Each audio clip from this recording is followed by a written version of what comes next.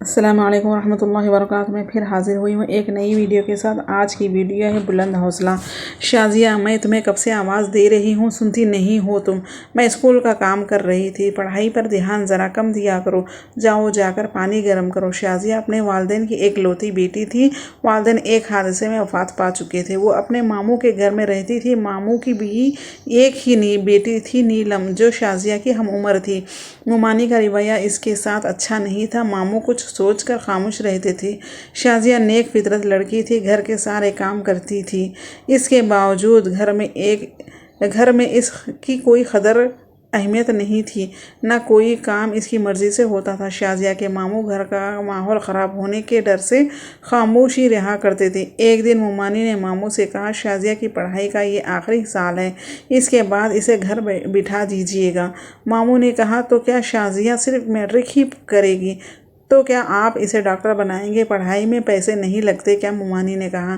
شازیہ دروازے کے پیچھے سے یہ سب سن رہی تھی۔ وہ سامنے آ کر بولی، نہیں مامی، ایسا مت کریں، میں آگے پڑھنا چاہتی ہوں۔ بس کرو شازیہ، ہمیں نیلم کے بارے میں بھی سوچنا ہے۔ آج شازیہ کو اپنے والدین شدت سے یاد آ رہے تھے۔ وہ روتے روتے سو گئی۔ میٹرک کے امتحان دینے کے بعد وہ گھر میں مکمل طور پر نوکرانی بن چکی تھی۔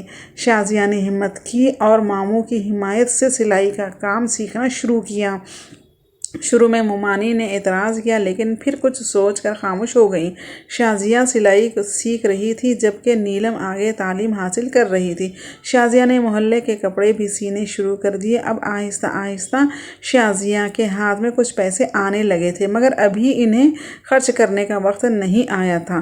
وہ اپنی منزل تک پہنچنے کے لیے بے قرار تھی۔ جب ایک معقول رقم اس کے پاس جمع ہو گئی تو اس نے اللہ کا نام لے کر ایک چھوٹے سے بوتیک کا آغاز کیا۔ کچھ اندیشے بھی تھے، لیکن رفتہ رفتہ کام چل نکلا۔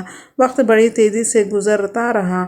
اب شازیہ نے ایک شاندار علاقے میں بوتیک منتقل کر لیا تھا، جہاں لوگوں کی آمدنی بڑھ چکی تھی۔ اب وہ ایک بڑے کاروبار کی مالک تھی اور اس کی صحت بہت اچھی ہو گئی تھی۔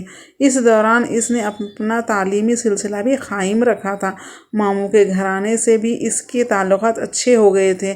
وہ ماموں کے احسان کا بدلہ اتارنے کے قابل ہو چکی تھی۔ مالی طور پر مستحکم ہونے کے بعد اس نے اپنی جیسی دوسری لڑکیوں کی مدد کا فیصلہ کیا۔